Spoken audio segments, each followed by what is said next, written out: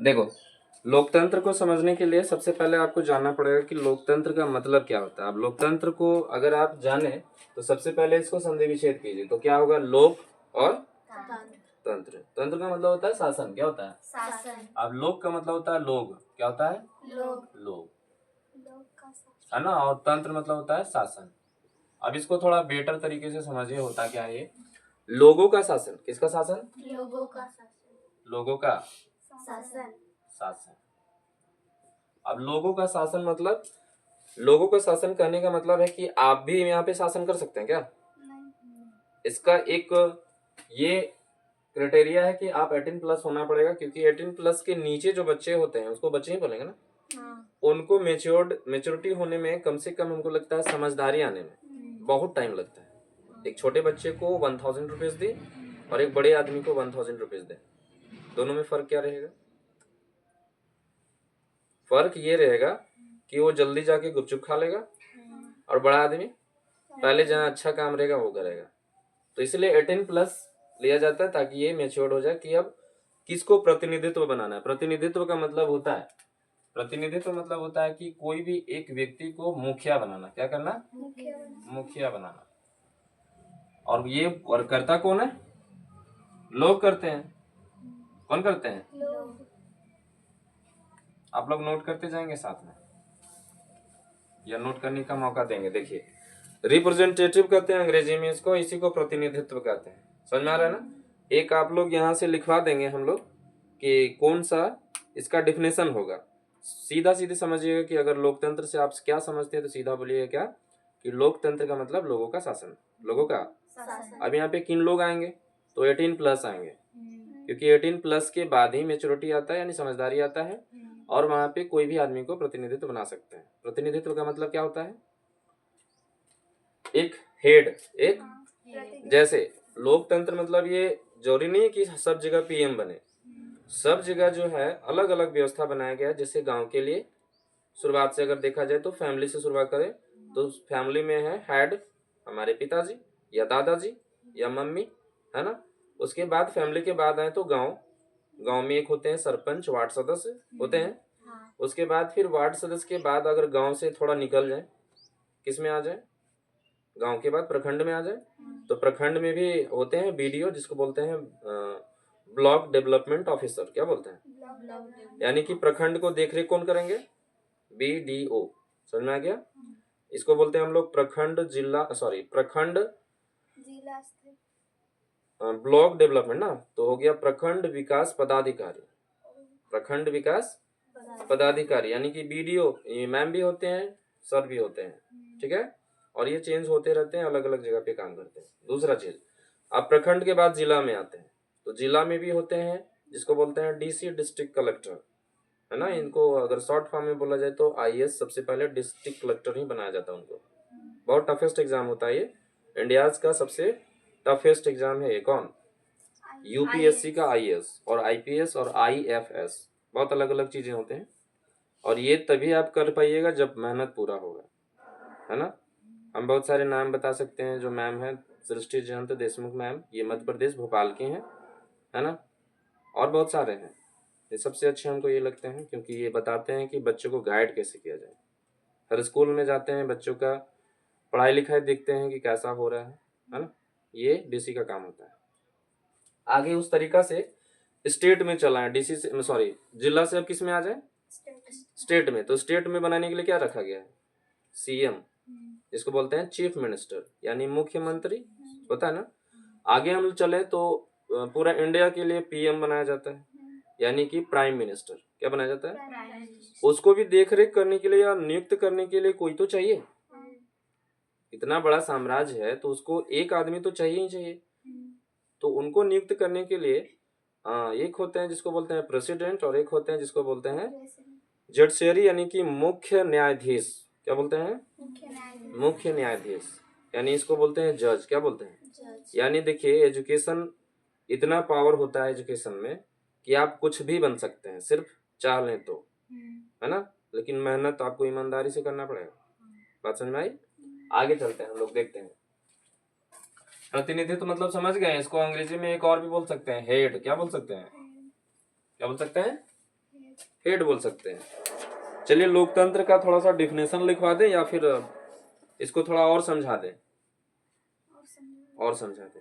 यहाँ बताया गया है कि वह शासन ऐसी व्यवस्था जिसमें आम लोगों की सहमति आवश्यक होती है। आम लोगों की मतलब नॉर्मल आदमी, उन लोगों को सहमति के बिना अगर हम लोग कुछ भी डिसीजन लें या फिर हम जो यहाँ पढ़ा रहे हैं बिना कहे कुछ हम पढ़ाना शुरू कर दें कि नहीं पढ़ना है तुमको, तो ये अच्छा बात रहेगा?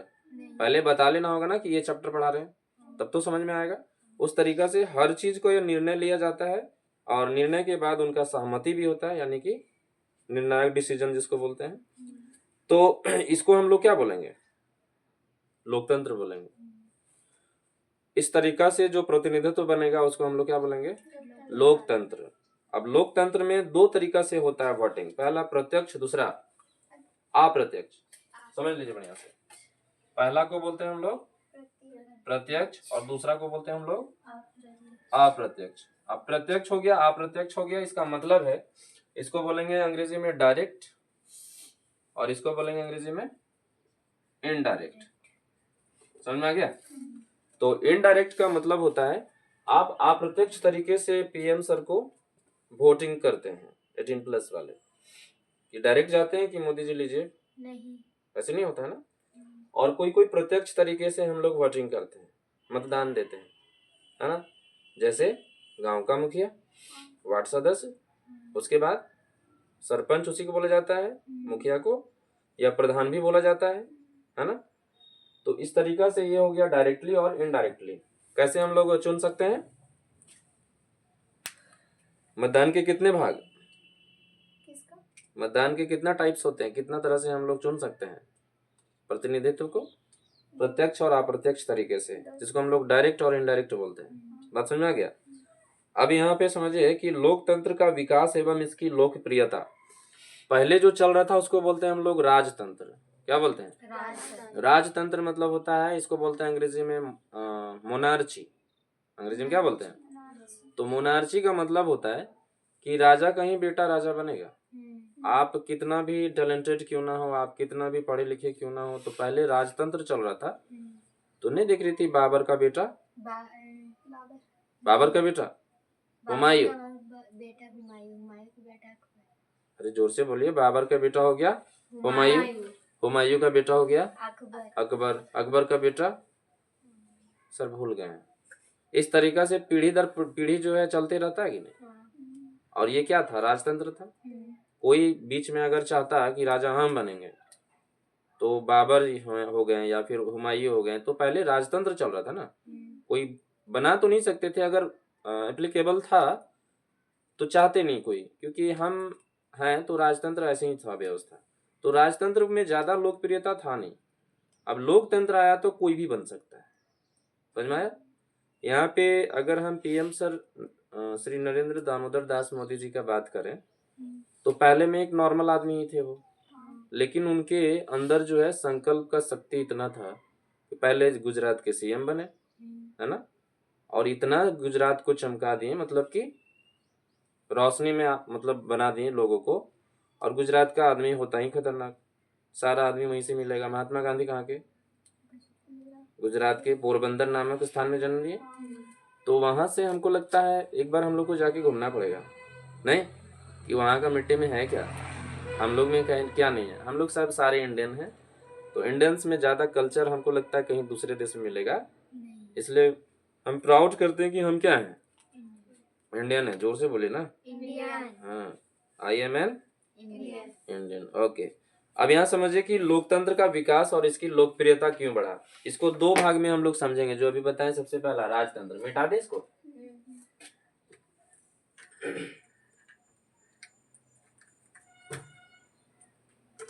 कितना मिनट शो कर रहा है?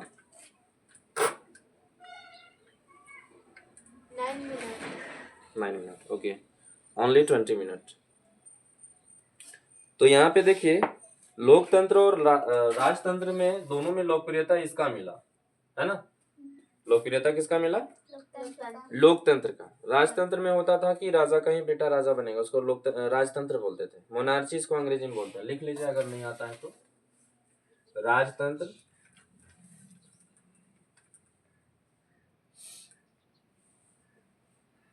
इसको हम लोग क्या कहते हैं? मोनार्ची। अब ये क्या होता है? सरकार के भी अलग अलग तरीके होते हैं। एक होता है डिक्टेटरशिप, जिसको तानाशाह बोलते हैं, हिटलर। क्या बोलते हैं? वो तो बहुत अजीब आदमी था। वो चाह रहा था कुछ और बनने, उनके मम्मी बोले नहीं बनो। अब बन गया ऐसा चीज कि पूरा एकदम 9 क्लास में आइए कि लाखों आदमी को गैस चैम्बर में झोंक दिया। अजीब अजीब हाल हो जाता है कभी कभी। राजतंत्र मतलब समझिए सीधा सीधी कि राजा का शासन होता है, और राजा जो बोलेगा तो राजा बोलता नहीं है, राजा ऑर्डर देता है। क्या देता है? मतलब वो जब बोल रहा है तो वो बोल नहीं रहा है, क्या कर रहा है कि ये काम होना चाहिए। नहीं तो देखो हम रिस्पेक्ट तरीके से भी बात करना जानते हैं, और इररिस्पेक्ट तो हम जानते ही जानते हैं। तो चाहिए तुमको क्या, इसलिए राजा का मतलब ही होता है राजा। अब जंगल का राजा कौन है? जब वो निकलता है तो सारे जानवर क्या करते हैं? निकल गया जानवर मतलब राजा, तो क्या करेंगे? सब छुप जाते हैं। तो ये राजा का एक टैलेंट होता है। समझ में आ गया? अच्छा, राजा के बारे में जब बात आया तो थोड़ा कहानी बता दें। अगर आपको पूछा जाए कि जानवर में ही शुरू करते हैं पहले, क्योंकि आदमी के बारे में बात करें तो पहले गुस्सा मान लेंगे। इसलिए राम जी क्या किए थे? सबसे पहले ना आदमी को ले गए थे, ना कोई और को ले गए थे। किसको किसको ले गए थे? है ना? और भालू को ले गए थे।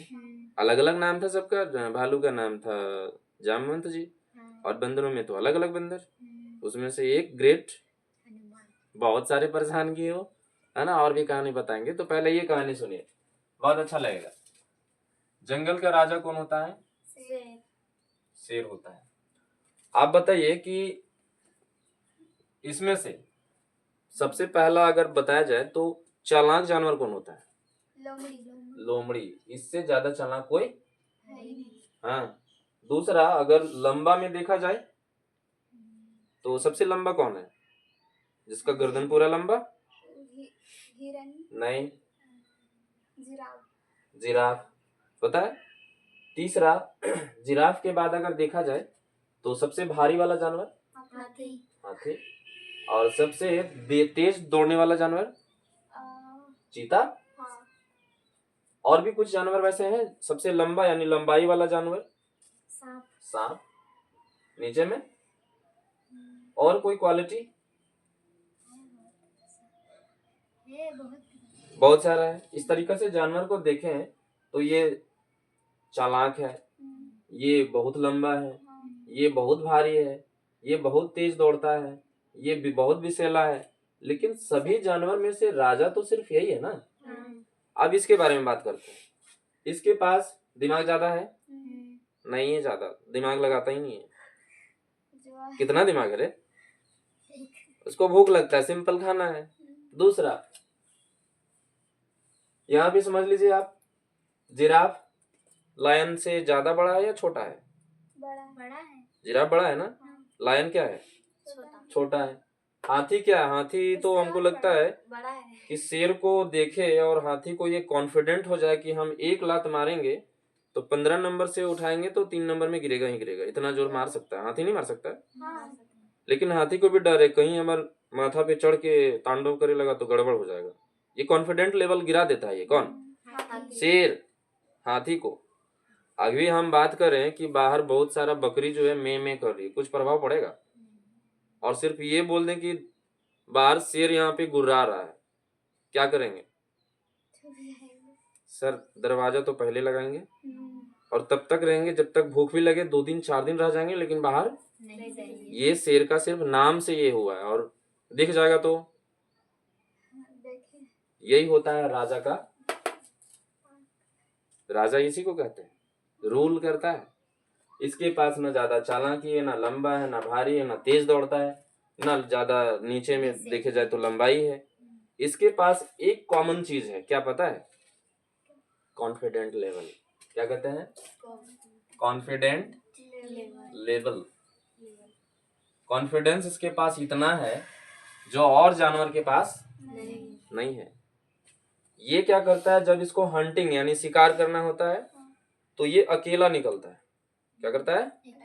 अकेला निकलता है और सीधा दिखता झुंड में कौन है जिसको हम खा सकते हैं बढ़िया से, और एक को पहले टारगेट करेगा। जैसे हम पूछते रहते हैं ना, आप लोग का लाइफ का टारगेट क्या है, समझ लीजिए।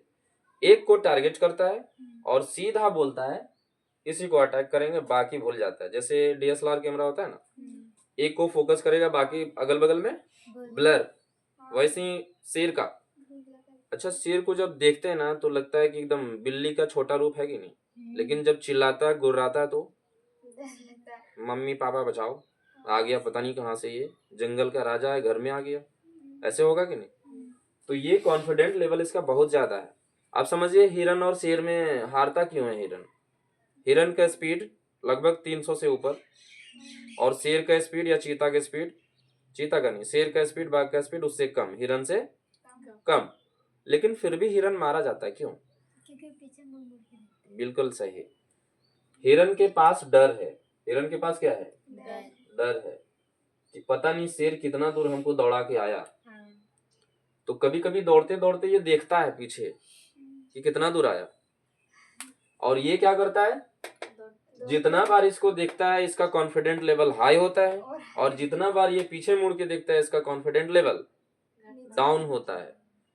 अब इसका हाई, इसका डाउन, इसका हाई, इसका डाउन, कभी तो थकेगा, पकड़ के वहीं पे बोटी बोटी खत्म। बात समझ में आया?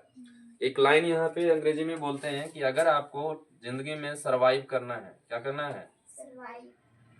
तो एक लाइन होता है सर्वाइवल ऑफ द फिटेस्ट। क्या होता है? Survival of the fittest. Survival of the fittest, इसका मतलब होता है कि आपको अगर सरवाइव करना है तो सबसे पहले फिट रहना पड़ेगा, चाहे आप कोई भी प्राणी हो, हिरन हो, शेर हो, आदमी हो, कोई भी हो। ये हर जगह चलता है। आपको क्या लग रहा है मनुष्य में नहीं चलता है? हर जगह चलता है, चाहे आप किसी भी फील्ड में हो। बात समझ में आ गई? तो एजुकेशन में इतना पावर है, आप इसको नोट कर सकते हैं, या फिर ये छोटा सा कहानी है, नोट करना है। चलिए देखते हैं। राष्ट्रतंत्र के बारे में बता रहे थे। तो तुम लोग बोलती क्यों नहीं है कि ये बंद हो गया सब? यहाँ समझिए, आगे हम लोग यहाँ देखते हैं कि लोकप्रियता इतना क्यों हो गया। अब आप लोग बताइए, अभी कोई राजा बने और बोले कि हम राजा और हम शासन चलाएंगे, यानी अकबर बाबर फिर से आ जाए और बोले कि फिर से मेरा बेटा राजा, कौन चाहेगा ऐसा? कोई चाहेगा? कोई चाहेगा? या कोई आदमी यहाँ पे बोले कि मेरा घर, मेरा ये सब मेरा मेरा है, तो यहाँ पे कोई नहीं चाहेगा। इसलिए लोकतंत्र का ज्यादा जो है लोकप्रियता हो गया। क्या हो गया? लोकप्रियता, यानी बहुत ज्यादा इसको चाहने लगे लोग कि हम ही सरकार बनाएंगे और हम ही बनाएंगे। और शासन का मतलब होता है 5 साल या 6 साल। कितना? 5 साल या 6 साल। 5 साल में ही देख लेंगे कैसा अच्छा किया, अगर अच्छा किया तो फिर बनाएंगे, अगर अच्छा नहीं किया तो फिर नहीं बनाएंगे। यहाँ पे देखिए, हमको लगता है कि अभी जो लीडर्स हैं मिस्टर पीएम सर, 2025 2014 से बने हुए हैं, इनसे ज्यादा हमको नहीं लगता कि कोई दूसरा लीडर्स हो सकते हैं, लेकिन हमको जहां तक दिमाग है, जहां तक अकॉर्डिंग टू मी, इनसे ज्यादा कोई है, मतलब कोई वैसा काम कर किए हैं या पहले या अभी तक, हमको नहीं लगता है। शुरुआत तो ये अपना देते हैं चाय वाला। हाँ, अच्छा यहाँ भी CW आ गया रे। CW नहीं आया? हाँ। तो चाय वाला से स्टार्ट किए, यहाँ देखिए कहाँ बन गए। तो ये बोलते हैं, इनका एक लाइन है मोदी जी का, कि आप कुछ बनने के लिए जाएंगे तो कुछ नहीं कर पाएंगे, समझिए थोड़ा गौर से, लेकिन आप कुछ करने के लिए जाएंगे तो पक्का जरूर कुछ बनेंगे। नहीं समझ में आया? समझ में नहीं आया? अब वही तो बोल रहे हैं। आप जो बनने के लिए जाइएगा, जैसे मान लीजिए जाए कि कोई टीचर्स बनने जा रहे हैं, तो बनने के लिए तो क्वालिटीज तो चाहिए कि ऐसे मुंह उठाए और चले आए, नहीं बनेगा। दूसरा, अगर आप कुछ करने के लिए जाते हैं, करने के लिए मतलब अगर हम यहाँ पे आए, तुम लोग का समस्या देखें कि प्रॉब्लम्स हो रहा है पढ़ाई में, और हम कुछ करने के लिए आगे, मतलब अच्छा पढ़ाने के लिए आगे, या जो भी आपको लगता है जैसा भी हम पढ़ाएं, तो क्या वो आप हम नहीं बन पाएंगे? बिल्कुल बनेंगे। बात समझ में आ गई? जो हम करने जाते वो होता है हाँ होता है, और जो हम सोचते हैं वो नहीं होता। ये भी प्रॉब्लम है इसका। फिर से बंद हो गया। फिर से बंद हो गया। काहे जी काहे बंद हो गया? ठीक है, आगे चलिए। इसीलिए हम इसको बोलते हैं कि राजतंत्र कोई कोई नहीं चाहता, लोकतंत्र कोई चाहता है। आप यहाँ पे एक व्यक्ति के बारे में जान सकते हैं, हम इनके बारे में कहानी कल बताएंगे कि कौन होता है अब्राहम लिंकन। क्या नाम है उनका? Abraham Lincoln. इनका भी अगर देखा जाए तो कहानी बहुत दुख दर्द वाला कहानी है। ये कोई भी काम पकड़ते थे असफल हो जाते थे, बहुत बार असफलता बहुत बार इनको मिला है, लेकिन ये बैठ के कभी रोए नहीं। लास्टली अमेरिका के राष्ट्रपति बने। क्या बने? राष्ट्रपति। वो भी हमको लगता है शायद याद नहीं आ रहा है, 59 एज के अवस्था में राष्ट्रपति बने। और हमेशा बोलते हैं हम राष्ट्रपति कोई यंग एज का कोई बनता नहीं है, बनता है एक्सपीरियंस चाहिए कोई भी देश को चलाने के लिए। सेफ्टी के लिए राष्ट्रपति का मतलब ही होता है सेफ्टी। राष्ट्रपति मतलब तीनों सेनाओं का प्रमुख। क्या होता है? तीनों सेनाओं का प्रमुख होता है। ठीक है, तो इस तरीका से अब्राहम लिंकन के बारे में बताएं। ये बताएं कि लोगों के द्वारा, लोगों के लोगों के लिए, लोगों के लिए, लोगों को ही, लोगों को ही